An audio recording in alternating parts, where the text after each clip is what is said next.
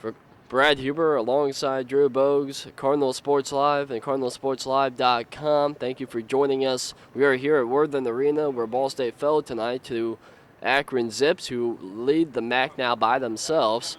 5-1 on the season, 13-7 overall. Ball State falls to 4-2 in conference, 12-6 overall. Tied for second now with a whole mess of teams right now in the MAC conference overall. Still tied atop the MAC West at 4-2 as Eastern Michigan fell to Buffalo tonight as well. But Drew, Coach Taylor talked about it in the post-game press conference. The difference really was Akron was able to knock down their shots. Ball State had a lot of good open looks, but they couldn't convert.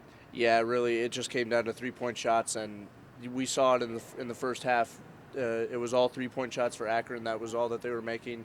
They couldn't get any points in the paint. Ball State really dominated them in the points in the paint category. And then in the second half, they really evened it out also. But it really came down to those three-pointers where I believe it was Akron 9, Ball State 5.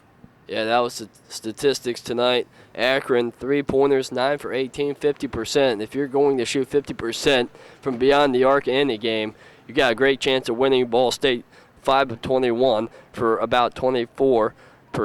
Ball State, though, a positive. They shot the free throw a lot better tonight, 11 for 13, 85%. Yeah, really. I mean, in the past couple of games, specifically against Eastern Michigan, you really saw Ball State's free throw shots really not fall. They looked like Dwight Howard at the free throw line where he went and barely converted on any of them. If Ball State wants to go far in the MAC tournament or into the NCAA tournament, even to get a bid, they have to knock down their free throws, and it really had to start tonight against a really tough Akron Zips team.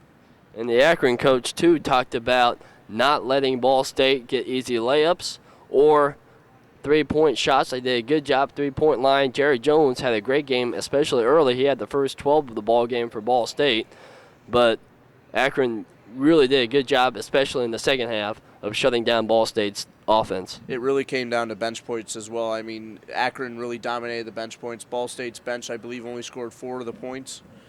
So I mean, I really can't talk much about that. But Ball State, it came down to bench points, and Jared carried them early. He shot those 2 great threes, a lot of emotion, and it really just came down to bench points and three-point shots as well. You mentioned bench points. It was a huge difference. Akron had 30, Ball State only 4 in the bench point department tonight. Jerry Jones led all scorers tonight with 25 points as he went 9 of 16 from the field, 2 of 3 from beyond the arc, and 5 of 6 from the free throw line. Other double-figure scores for Ball State, only one, Randy Davis, had 11 points for Akron, 2 tied at 16 for their team high, as Brian Walsh had 16 points. Hit all 8 of his free throws. He hit a lot of free throws down the stretch to keep Akron ahead. And then Quincy Diggs had 16 points as well.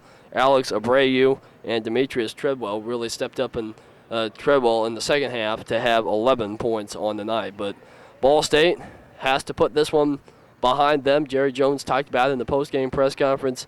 It doesn't get any easier for this team as they travel to the Convocation Center in Athens on Saturday to take on the Ohio Bobcats. Yeah, and you said earlier to me that Ball State really has to finish 4-2 in this East to really even have a chance at the top seed. And now they start off with this loss at home against Akron, where you're supposed to win your home games. And Ball State at home has not been great. They lost 1 to Eastern Michigan, a heartbreaker, and then they lost this basically a blowout to Akron.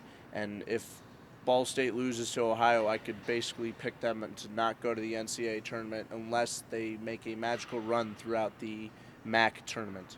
Well, we do know likely only one team from the MAC will go to the tournament, and that is the tournament champions from the MAC conference. So Ball State will travel to Athens to take on the Bobcats.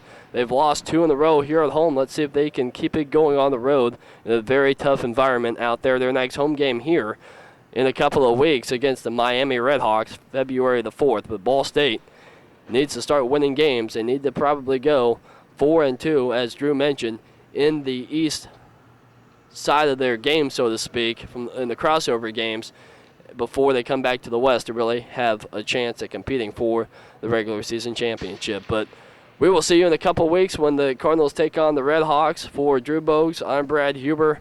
Thanks for watching, and we will see you down the road. Cardinals fall again tonight, 70-58 to the Akron Zips.